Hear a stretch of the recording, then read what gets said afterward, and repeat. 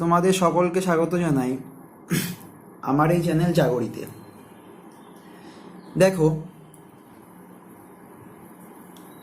এটা আমাদের simple stress and strain অর্থাৎ পীড়ন ও বিকৃতির দ্বিতীয় ক্লাস।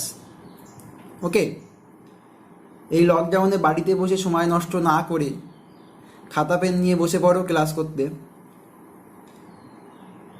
মূলত যারা West Bengal state council of technical এডুকেশনের পলিটেকনিকের ফার্স্ট ইয়ার সেকেন্ড সেমিস্টারের স্টুডেন্ট এবং যারা মাধ্যমিক দিয়েছো, ভাবছো বাড়িতে বসে আছো সায়েন্স নেবে কিন্তু টিউশনি শুরু করতে পারোনি লকডাউনের জন্য, তাদের জন্য আমার এই ক্ষুদ্র প্রচেষ্টা, তোমরা ক্লাসটা করতে পারো। এবং যারা আজকে প্রথম আমার এই ক্লাসটা করছো তাদেরকে বলবো যে তোমরা ভিডিওর ডেসক্রিপশন বক্সে প্রথম ক্লাসের লিঙ্ক দেওয়া আছে, সেখান থেকে তোমরা প্রথম ক্লাসটা করে আসো। এবং যারা একটু বেশি কিছু জানতে চাও, বিশেষ করে ডিপ্লোমা লেভেলে সিলেবাসের বাইরে গিয়ে, তাদেরকে বলবো ক্লাসটি স্কিপ না করে সেই অবধি দেখো। আশা করি তোমাদের সিলেবাসের বাইরে তোমাদেরকে অতিরিক্ত কিছু দিতে পারবো। এটা হলো স্ট্রেংথ অফ ম্যাটেরিয়ালের প্রথম একটি chapter, simple stress and stress তার দ্বিতীয় ক্লাস। আর যারা 11-এর কথা ভাবছো তাদের হলো এটা স্থিতিস্থাপকতার একটি পার্ট। ওকে, স্থিতিস্থাপকতার ক্লাস এটা। দেখো, তাহলে বেশি কথা না বাড়িয়ে শুরু করা যাক। আজকে প্রথমে যেটা আমরা পড়ব সেটা হলো হুকস ল। হুকস ল আমি বাংলাতেও লিখব হুকের সূত্র, হুকস ল। দেখো, রবার্ট হুক বলে একজন বিজ্ঞানী, আমার সালটা এক্স্যাক্ট মনে নেই কিন্তু ওই 1650-এর পরে কোনো একটা হবে, সেই সময় তিনি এই হুকস ল বলে সিম্পল স্ট্রেস অ্যান্ড স্ট্রেন অর্থাৎ পীড়ন ও বিকৃতির মধ্যে সম্পর্ক তৈরির জন্য একটা সূত্র প্রণয়ন করেন। কি বললাম? পীড়ন ও বিকৃতি, স্ট্রেস এবং স্ট্রেনের মধ্যে সম্পর্ক প্রণয়নের জন্য একটা সূত্র আনেন। সেই সূত্রটি হলো হুকস ল। পরবর্তীতে এই সূত্রটা একটু মডিফাই করেছিলেন, তিনি হলেন থমাস ইয়ং। সেই জন্য এখান থেকে তোমরা ইয়ংস মডিউলাস বলে একটা কথা আসবে, তোমরা দেখবে। দেখো, আমরা শুরু করি। দেখো, হুকস ল কি বলছে? When a body subjected to an external load, stress অর্থাৎ পীড়ন is directly proportional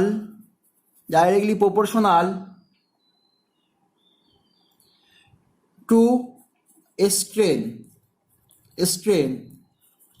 up to certain limit, that is called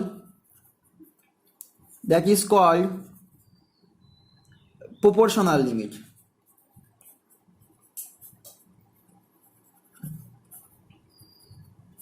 দেখো, 11-এর বইতে দেখবে দেওয়া আছে স্থিতিস্থাপক সীমার মধ্যে পীড়ন বিকৃতির সমানুপাতিক। কি বললাম? বাংলাটা লিখছি না, স্থিতিস্থাপক সীমার মধ্যে পীড়ন বিকৃতির সমানুপাতিক। বা কিছু কিছু ইংলিশ বইতে তোমরা পাবে, দেখবে stress proportional with in elastic limit. কি পাবে? With in elastic limit stress proportional to strain. আমি একটু লিখে দিচ্ছি, দেখো, with in elastic limit stress proportional to strain. কিন্তু তোমাদের কাছে একটা কথা বলি, এই সূত্রটা কিন্তু পুরোপুরি ঠিক নয়। আমি এখানে কি বললাম? Elastic limit. ওকে, এটাকে বললাম ইলাস্টিক লিমিট, আর এখানে দেখো আমি বললাম প্রপোর্শনাল লিমিট। দেখো, এই সূত্রটা হলো সর্বজন গ্রাহ্য, মানে সব জায়গাতে এই সূত্রটা প্রযোজ্য হয়, কিন্তু সব ক্ষেত্রে কিন্তু এই সূত্রটা প্রযোজ্য হয় না। কেন প্রযোজ্য হয় না? আমি এই হুকস লর ম্যাথামেটিক্যাল এক্সপ্রেশন দেখানোর আগে সেটা একটু বলে দিই কেন প্রযোজ্য হয় না। দেখো, মাইল স্টিল বলে যে ধাতুটা আছে, MS mild still,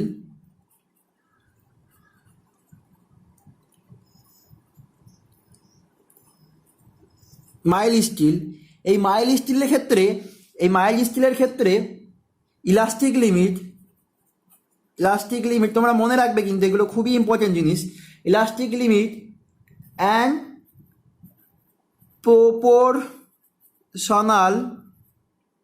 proportional limit is not same. Mild স্টিলের ক্ষেত্রে ইলাস্টিক লিমিট আর প্রপোর্শনাল লিমিট কিন্তু সেম নয়, কিন্তু other than mild steel elastic limit আর প্রপোর্শনাল লিমিট, আমি পুরো আর লিখলাম না, ইজ সেম। তাহলে যদি আমি এই সূত্রটা বলি, আমার তাহলে কোথায় অসুবিধা হবে? দেখো, আমি যদি তোমরা পরবর্তী ক্লাসে আমরা স্ট্রেস স্ট্রেনের যে কার্ভ হয় সেটা নিয়ে আমরা ডিসকাস করব, তখন তোমরা জানবে। দেখো, আমরা যদি কার্ভটা আঁকার চেষ্টা করি, এরকম কিছু গিয়েই এখানে সে ব্রেকিং পয়েন্টে চলে আসে। এবার আসল কথা হলো, দেখো, আমরা আমাদের প্রথম বিন্দুটাকে বলবো আমরা প্রপোর্শনাল লিমিট, প্রথম বিন্দুটাকে বলবো আমরা প্রপোর্শনাল লিমিট, ওকে। আর দ্বিতীয় বিন্দুটাকে বলবো ইলাস্টিক লিমিট। এটা আমাদের প্রপোর্শনাল লিমিট, পরের ক্লাসে তোমরা ভালো করে জানবে এটা। আর এটা হলো ইলাস্টিক লিমিট, অর্থাৎ স্থিতিস্থাপক সীমা, প্রপোর্শনাল লিমিট আর ইলাস্টিক লিমিট। দেখো, মাইল স্টিলের ক্ষেত্রে আমার গ্রাফটা কিন্তু এইরকম পাবো, কিন্তু মাইল স্টিল বাদে যদি অন্য কোনো ধাতু বা অন্য কিছু আমরা ব্যবহার করি, তার ক্ষেত্রে কিন্তু এই দুটো পয়েন্ট আমার একটা বিন্দুতেই চলে আসবে, আর সেই বিন্দুটাকে আমরা বলবো হলো ইলাস্টিক লিমিট বা প্রপোর্শনাল লিমিট, যা কিছুই বলতে পারি, ওকে। সেই জন্য আমরা এই উপরের এই সূত্রটাকে আমরা হুকস লর স্ট্যান্ডার্ড হিসাবে ব্যবহার করব। আর একবার বলি, when a body subjected to an external load, stress is directly proportional to strain, that is called proportional limit. আর কি বললাম এটা মনে রাখবে, খুবই গুরুত্বপূর্ণ।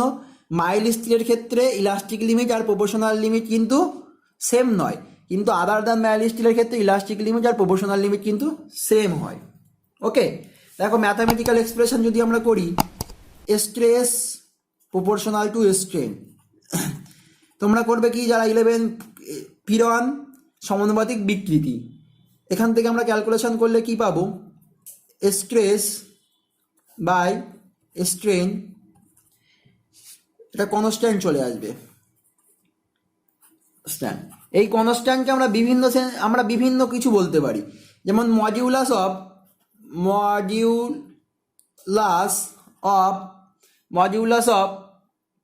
ইলাস্টিসিটি, একে আমরা বলতে পারি মডিউলাস অফ ইলাস্টিসিটি। তারপরে বলতে পারি কোএফিসিয়েন্ট অফ ইলাস্টিসিটি, আর বলতে পারি ইয়ং মডিউলাস। আমি তোমাদের বলছিলাম যে একজন বিজ্ঞানী যে হুকস লর মডিফাই করেছিল, থমাস ইয়ং, তার নাম অনুসারে ইয়ং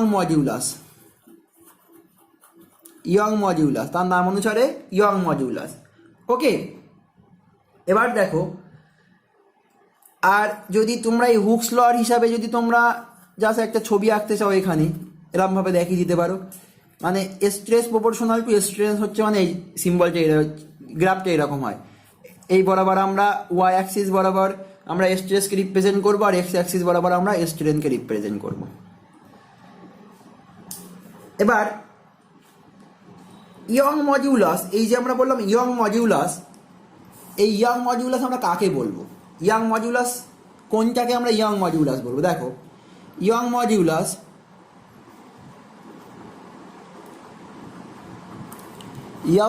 হলো তোমার, আমরা আগের দিন টেনসাইল স্ট্রেন সব কিছু পড়েছি। দেখো, ইয়ং মডিউলাস মানে এই জিনিসটাকে আমি স্ট্রেস বা স্ট্রেন, এটাকে আমরা কনস্ট্যান্টকে আমরা বলি ই, অর্থাৎ মডিউলাস অফ ইলাস্টিসিটি। আবার বলতে পারি ওয়াই, ইয়ং মডিউলাস, ওকে। ইয়ং মডিউলাস বলবো আমরা, এই স্ট্রেসটা কী ধরনের স্ট্রেস হবে? এই স্ট্রেসটা হবে tensile stress by tensile strain, অর্থাৎ অনুদৈর্ঘ্য পীড়ন বাই অনুদৈর্ঘ্য বিকৃতি। বা এটা হতে পারে ইয়ং মডিউলাস, আবার আরও হতে পারে compressive stress, compressive stress by compressive strain, অর্থাৎ পার্শ্বীয় পীড়ন বাই পার্শ্বীয় বিকৃতি, পার্শ্বীয় পীড়ন বাই পার্শ্বীয় বিকৃতি। তারপরে একে আরও একটা নাম, আলাদা নামে বলতে পারি এটাকে লংগিটিউডিনাল স্ট্রেস, অর্থাৎ অনুদৈর্ঘ্য পীড়ন বা লংগিটিউডিনাল স্ট্রেন, যেভাবে পারবে এখানে রিপ্রেজেন্ট করা যেতে পারে। চলো এবার নেক্সট দেখব যে তাহলে আমরা বুঝলাম ইয়ং মডিউলাসকে আমরা ডোনেট করি কি দিয়ে, ই অথবা ক্যাপিটাল ই অথবা ক্যাপিটাল ওয়াই দ্বারা রিপ্রেজেন্ট করি। এবার আমরা চলো দেখি এর একক বার করি, ইউনিট কি হবে দেখি, চলো এর ইউনিটটা করার চেষ্টা করি।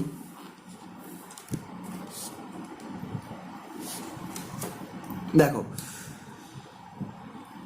Unit of young modulus, unit of young modulus. দেখো ইয়ং মডিউলাস মানে আমার যা কিছু হোক না কেন, ইয়ং মডিউলাস বলছে আমার টেনসাইল, আমি একটাই লিখছি, টেনসাইল স্ট্রেস বাই টেনসাইল স্ট্রেনের অনুপাত। ওকে, দেখো টেনসাইল কথা তো আমার কোনো ফিজিক্যাল কোয়ান্টিটির সাথে সম্পর্ক না, ফিজিক্যাল কোয়ান্টিটি কোনটা এখানে, স্ট্রেস আর স্ট্রেন। তাহলে এর একক কী হবে, স্ট্রেসের একক বা স্ট্রেনের একক। আমরা জানি কি স্ট্রেন মানে change in dimension, change in dimension by original dimension. সুতরাং এর কিন্তু কোনো ইউনিট থাকে না, এটা হলো ইউনিটলেস। তাহলে শুধুমাত্র স্ট্রেসের যেটা ইউনিট, স্ট্রেসের যা ইউনিট সেটাই হবে কিন্তু আমার ইয়ং মডিউলাস বা মডিউলাস অফ ইলাস্টিসিটির ইউনিট। দেখো স্ট্রেস মানে কি বলবো, রেজিস্টিং ফোর্স পার এরিয়া, রেজিস্টিং ফোর্স পার এরিয়া, রেজিস্টিং ফোর্স মানে ফোর্স মানে ফোর্সের ইউনিট। আর যদি আমরা ফোর্সের ইউনিট আমরা কি বলতে পারি, নিউটন বলতে পারি, আর এরিয়াকে বলতে পারি মিটার স্কোয়ার। ওকে, আবার অন্য ইউনিট হতে পারে আমার kilo newton per metre square, newton per centimetre square, newton per millimetre square, dyne per centimetre square, অনেক কিছুই হতে পারে। ওকে, অনেক কিছুই হতে পারে। আর এর ডাইমেনশন তাহলে কী হবে, এর ডাইমেনশনটা স্ট্রেসের যে ডাইমেনশন ছিল, সেটাই হবে এর ডাইমেনশন, আমি লিখে দিচ্ছি। আর স্ট্রেসের ডাইমেনশন যদি বার করা শিখতে চাও তাহলে প্রথম ক্লাসের ভিডিওটা করে নাও, ওখানে স্ট্রেসের ডাইমেনশন বার করার নিয়ম করা ছিল। ওকে, দেখো এটা হলো স্ট্রেসের ডাইমেনশন মাত্রা। এবার আরও কিছু ডিটেলস যেগুলো তোমাদের সেমিস্টার এক্সামে না আসলেও তোমাদের হায়ার স্টাডির জন্য খুবই দরকার, সেগুলো একটু দেখে রাখো। যে এই যে আমরা বললাম ইয়ং মডিউলাস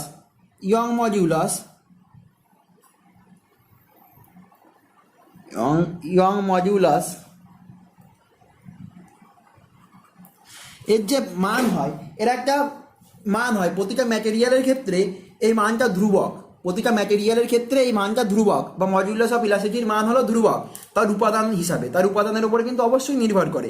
সেই যে মান, সেই মানটা কিসের উপরে নির্ভর করে। ওকে, সেই যে মানটা কিসের উপরে নির্ভর করে, the value of young modulus is depend, the value of young modulus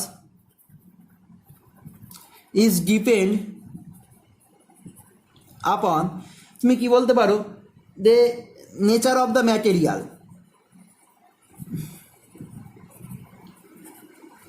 কি ম্যাটেরিয়ালের ধর্মটা কেমন বা প্রকৃতি কেমন তার উপরে নির্ভর করবে, স্ট্রেন কি পরিমাণে বিকৃত হচ্ছে তার উপরেও নির্ভর করবে। ওকে, আর একটা কথা মনে রাখবে, টেম্পারেচার যদি ইনক্রিজ করে, তাহলে তার ইয়ং মডিউলাস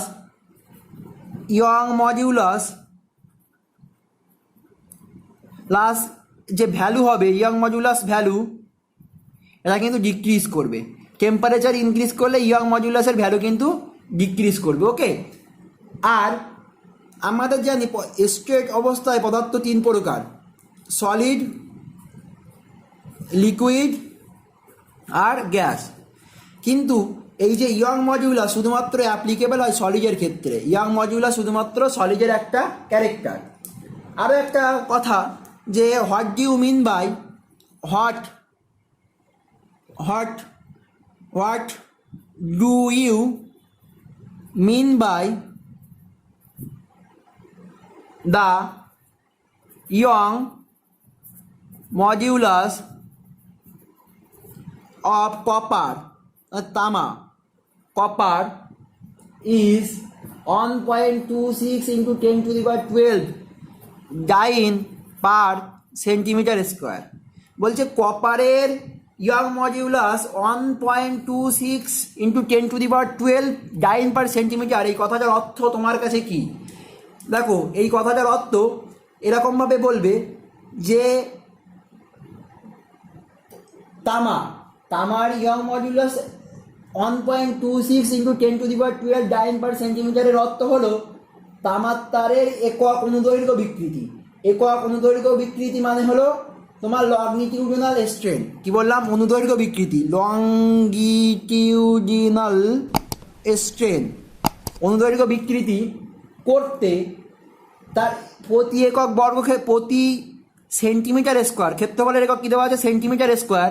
প্রতি সেন্টিমিটার স্কোয়ারে এত ডাইন 1.26 ইন্টু 10 টু দি পাওয়ার 12 ডাইন বলের দরকার হয়, এত ডাইন ফোর্স দরকার হয় বা লোড দরকার হয়।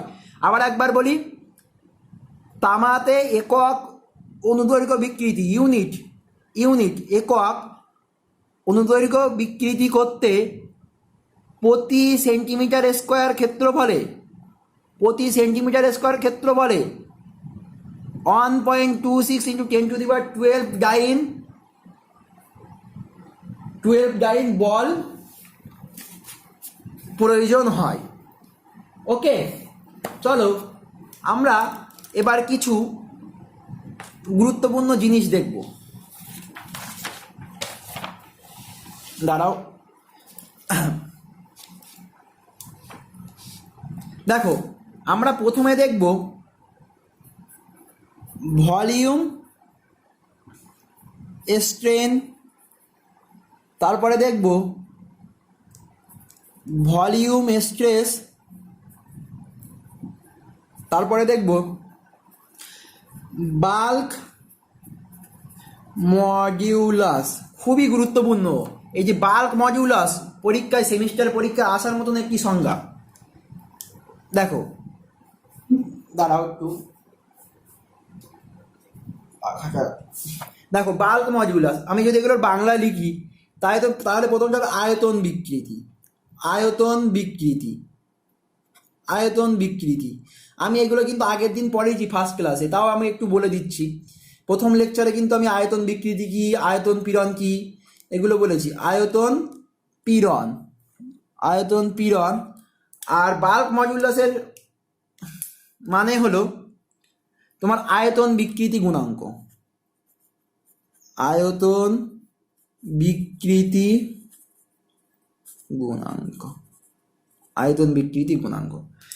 দেখো আয়তন বিকৃতি গুণাঙ্ক। দেখো প্রথমে আমরা জানবো ভলিউম স্ট্রেন কাকে বলে। ভলিউম স্ট্রেন, ধরো কোনো কিছুর উপরে আমরা একটা বল প্রয়োগ করলাম, কোনো অবজেক্টের উপরে, তার আকারের পরিবর্তন হলো না, মানে শেপ চেঞ্জ হয়নি, কিন্তু তার ভলিউম ইনক্রিজ করলো আর ডিক্রিজ করলো, তাহলে সেই বিকৃতিকে আমরা বলবো আমরা আয়তন বিকৃতি। ওকে, তাহলে তাকে আমরা বলবো আয়তন বিকৃতি।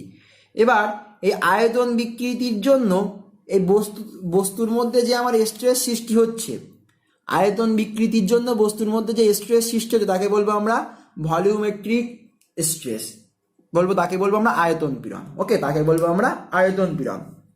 তারপরে খুব ইম্পর্টেন্ট বাল্ক মডিউলাস।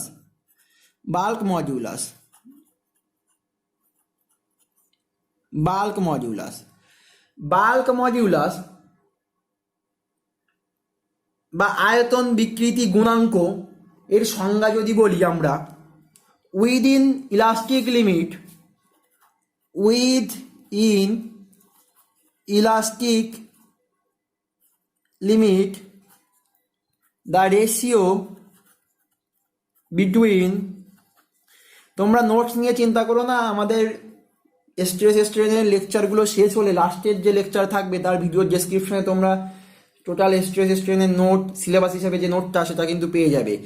আর এখানে কিন্তু অনেক বেশি কিছু পড়ানো হচ্ছে যেগুলো কিন্তু এই নোটের মধ্যে তুমি পাবে না। সুতরাং পারলে তোমরা এখন খাতা পেনে এইগুলো নোটস ডাউন করে রাখতে পারো। কি বললাম? Between volumetric stress and volumetric strain is called bulk modulus.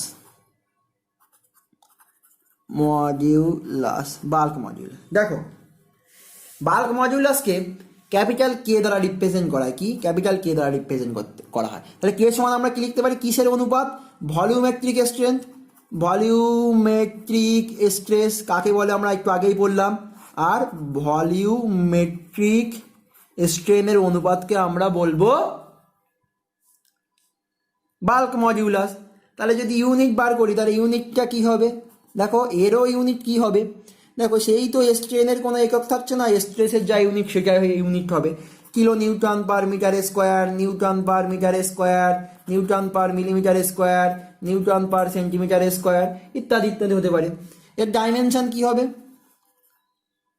Young মডিউলাসের যে ডাইমেনশন বা তোমার ইয়ং মডিউলাসের যে ডাইমেনশন আছে বা তোমার স্ট্রেসের যে ডাইমেনশন সেটাই হবে M L to the power -1 T to the power -2। এটা হলো আমার ইয়ং বাল্ক মডিউলাসের আমার সংজ্ঞা। বাংলায় বললে স্থিতিস্থাপক সীমার মধ্যে আয়তন পীড়ন ও আয়তন বিকৃতির অনুপাতকে, স্থিতিস্থাপক সীমার মধ্যে আয়তন পীড়ন ও আয়তন বিকৃতির অনুপাতকে আমরা বলবো বাল্ক মডিউলাস। দেখো, বাল্ক মডিউলাস পড়লে, বাল্ক মডিউলাসের পরে খুব একটা গুরুত্বপূর্ণ জিনিস আমাদেরকে অবশ্যই পড়তে হবে, সেটাকে বলা হচ্ছে সংনমতা। সংনমতা তাকে বলা হয় সংনমতা বা কম্প্রেসিবিলিটি, সংনমতা। It is the reciprocal of bulk modulus. অর্থাৎ বাল্ক মডিউলাসের অনন্য কি হলো আমার কম্পারেসিবিলিটি বা সংনম্যতা। একে সি ইকুয়াল টু তাহলে কি বলতে পারি? 1/k। C equal to 1/k। Okay. আর compressibility of gas is very much more than solid. আর এই যে কম্পারেসিবিলিটি কিন্তু কঠিন সলিডের ক্ষেত্রেও থাকতে পারে, সলিড, লিকুইড আর গ্যাসের ক্ষেত্রেও থাকতে পারে। কিন্তু এই যে গ্যাসের কম্পারেসিবিলিটি কিন্তু এই সলিড আর লিকুইডের থেকে মাচ মোর হাই হয়, অনেক অনেক বেশি হয়। ওকে, এর থেকে কিন্তু এটা অনেক বেশি হয়। তোমরা আর লিকুইডের ক্ষেত্রে হতে পারে, জলের কম্পারেসিবিলিটি হতে পারে, ওয়াটারের ক্ষেত্রে যে কম্পারেসিবিলিটি হয় এটা তোমরা মনে রাখবে। ওয়াটারের কম্পারেসিবিলিটি হয় 4 × 10⁻⁻6 পার অ্যাটমসফিয়ার, -6 পার অ্যাটমসফিয়ার। ওকে, তাহলে আমরা সংনম্যতা দেখলাম, বাল্ক মডিউলাস দেখলাম। নেক্সট 3 নম্বর দেখো, 1 নম্বরে কি ছিল? Young modulus. 2 নম্বরে বাল্ক মডিউলাস। 1 নম্বরে কি ছিল? Young modulus. আগে রিপ্রেজেন্ট করছিলাম ওয়াই দিয়ে, ক্যাপিটাল ওয়াই। তারপরে আসলো কি আমার? Bulk modulus. বাল্ক মডিউলাসকে আমরা রিপ্রেজেন্ট করছি কে দিয়ে। এবার আমরা 4 নম্বর দেখবো। 4 নম্বরে চলে আসো, সরি 3 নম্বর। 3 নম্বর হবে আস্তে। 3 নম্বরে আমরা যেটা জানবো সেটা হলো তোমার মডিউলাস অফ রিজিডিটি অথবা শেয়ার মডিউলাস। তার আগে কিছু কথা আমরা জেনে নেবো। দেখো, শেয়ারিং স্ট্রেন, শেয়ার স্ট্রেস, তারপরে আমরা জানবো আমরা মডিউলাস অফ রিজিডিটি और একে আবার বলা হয় মডিউলাস রিজিডিটির অপর নাম shear modulus. Shear modulus. Bangla মানেগুলো তোমরা একটু দেখে নাও। এই যে শেয়ারিং স্ট্রেনকে বলা হয় ক্লিন্টন বিকৃতি, একে বলা হয় ক্লিন্টন পীড়ন, ক্লিন্টন পীড়ন। আর এটাকে বলবো আমরা দৃঢ়তা গুণাঙ্ক, দৃঢ়তা গুণাঙ্ক। দেখো আমরা বাল্ক মানে ভলিউমেট্রিক স্ট্রেনে কি পড়েছিলাম? ভলিউমেট্রিক স্ট্রেনে পড়েছিলাম যে তার আকার বা আকৃতির পরিবর্তন না হয়ে যদি আয়তনের হ্রাস বৃদ্ধি ঘটে। কিন্তু ক্লিন্টন বিকৃতি বা শেয়ারিং স্ট্রেন বলছে এর আয়তনের কোনো হ্রাস বৃদ্ধি হবে না, ভলিউম চেঞ্জ হবে না, ভলিউম চেঞ্জ হবে না, কিন্তু এর যে শেপ, যা আকৃতি, সেটার পরিবর্তন হবে। দেখো একটা দেশলাইয়ের খাপ তোমার কাছে ছিল, ওকে, এটাকে তুমি এই স্পর্শক বরাবর তুমি ফোর্স দাও, দেখবা এর কিন্তু আকারের পরিবর্তন হবে, কোনো আকৃতির পরিবর্তন হবে না, আকৃতির কোনো পরিবর্তন হবে না। এর ক্ষেত্রে এটা হলো ক্লিন্টন বিকৃতি। আর এই ক্লিন্টন বিকৃতির দরুন এখানে আমার যে স্ট্রেসের সৃষ্টি হচ্ছে তাকে বলবো আমরা ক্লিন্টন পীড়ন, ওকে। তারপরে দেখো মডিউলাস অফ রিজিডিটি অথবা শেয়ার মডিউলাস, এর সংজ্ঞাটা আমরা কিভাবে বলবো? আমি আর বেশিভাবে লিখছি না, যেমন তোমরা আগে যেমন বাল্ক মডিউলাস লিখেছো ওইরকম বড় করেই লিখবা। দেখো এটাকে আমরা জি দ্বারা রিপ্রেজেন্ট করি, আর কোনো কোনো বই থেকে স্মল এন দ্বারাও রিপ্রেজেন্ট করতে পারে।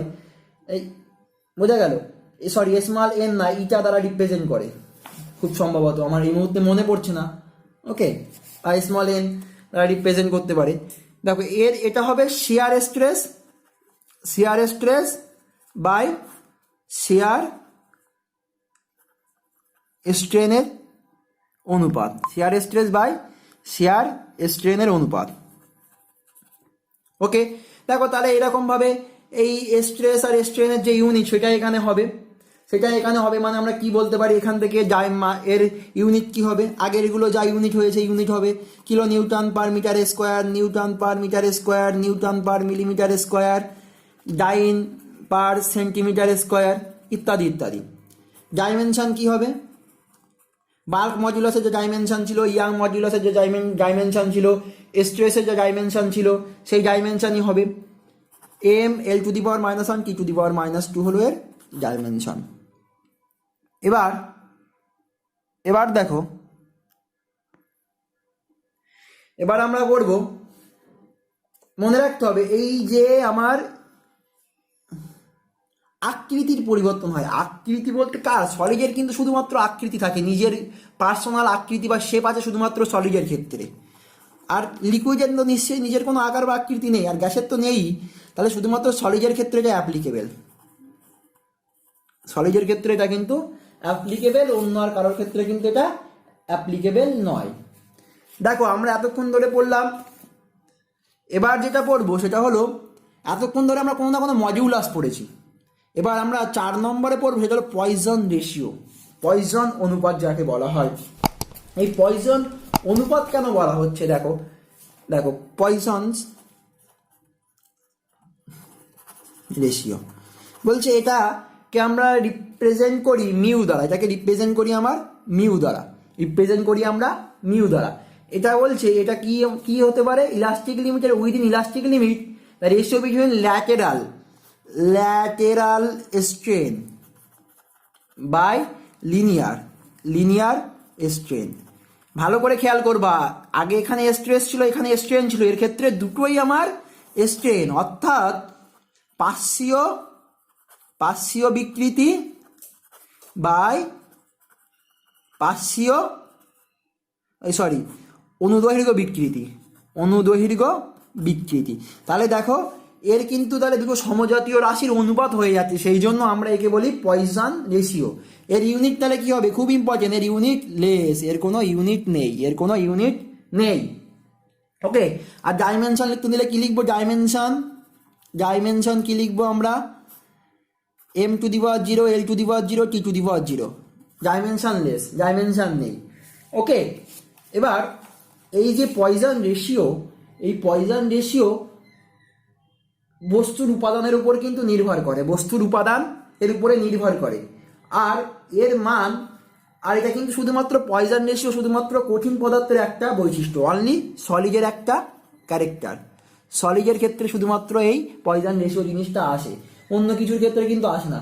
তরল ও গ্যাসের ক্ষেত্রে কোনো পয়জন রেশিওর ব্যাপারটা হলো মিনিংলেস, কোনো মিনিং হয় না তরল ও গ্যাসের ক্ষেত্রে। বা আবারও বলি, শুধুমাত্র পয়জন রেশিও বলতে তোমরা সলিডের ক্ষেত্রেই মনে রাখবে, ওকে। আর এই পয়জন রেশিওর যে মান ক্যালকুলেশন করলে পাওয়া যায়, পয়জন রেশিওর মান হয় -1 থেকে -0.5 পর্যন্ত, -1 থেকে 0.5 পর্যন্ত আমার এই পয়জন রেশিওর মান হয়।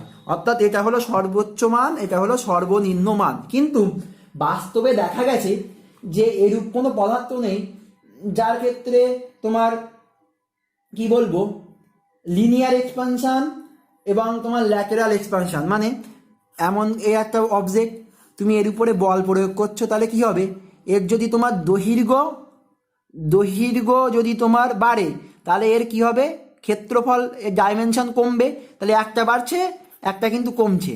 কিন্তু এই মাইনাসটা কিন্তু শুধুমাত্র কাল্পনিক বা থিওরিটিক্যাল, বাস্তবের কোনো প্রয়োগ নেই। যদি এমন কিছু হতো, অবজেক্ট হতো, মনে করো তুমি বল দিয়ে প্রয়োগ করছো, তাহলে দৈর্ঘ্যের প্রসারণ হচ্ছে, কিন্তু তোমার এরিয়ার কিন্তু মানে কমে যাচ্ছে। কিন্তু এমন কোনো যদি অবজেক্ট থাকতো দৈর্ঘ্যের তুমি বৃদ্ধি করছো, তাহলে দৈর্ঘ্য বৃদ্ধি হচ্ছে, সাথে তোমার এই পার্শ্বীয় বৃদ্ধি করছে পার্শ্বীয়ভাবে। যদি এটা সম্ভব হতো তাহলে তার ক্ষেত্রে শুধুমাত্র আমার মাইনাস, কিন্তু এরকম তো কোনো অবজেক্ট সম্ভব না, সেহেতু কিন্তু আমার এর মান থিওরিটিক্যালি -1 থেকে 0.5 হলেও বাস্তবে এর মান হয় 0 থেকে 0.5 পর্যন্ত, 0 থেকে 0.5 পর্যন্ত, ওকে। দেখো এবার কিছু রিলেশান তোমরা জাস্ট মনে রাখবে, জিলেটের জন্য বা এর জন্য তোমাদের এগুলো বার করার তোমাদের সিলেবাসে নেই। রিলেশান এই যে আমরা এতক্ষণ ধরে ওয়াই পড়লাম, ইয়ং ওয়াই হলো ইয়ং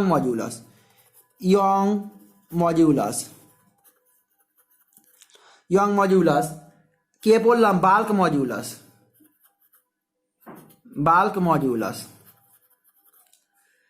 বা জি পড়লাম আমি মডিউলাস অফ, দেখো আমি অন্য পেজে লিখি, এখানে আমার ধরবে না, দেখো আর একটু দাঁড়াও, দেখো এই যে relation between the different modulus of elasticity, relation between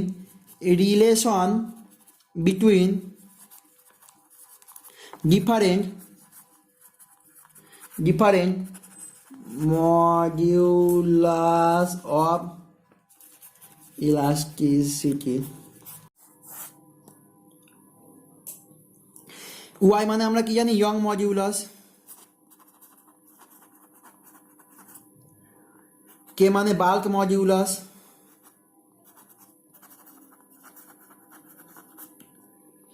জি মানে মডিউলাস অফ রিজিডিটি,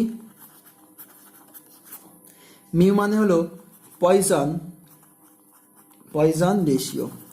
এদের মধ্যে সম্পর্ক দেখো, 1 নম্বরে এ দিয়ে যদি আমার ওয়াই জি আর মিউ এর মধ্যে সম্পর্ক বার করতে দেয়, তাহলে সেই সম্পর্কটা হবে Y equal to 2g 1 plus mu. 2 নম্বরে বা বিতে ওয়াই কে আর মিউ এর মধ্যে সম্পর্ক যদি বার করতে দেয়, তাহলে তোমাদের সম্পর্ক y equal to 3k 1 minus 2 mu.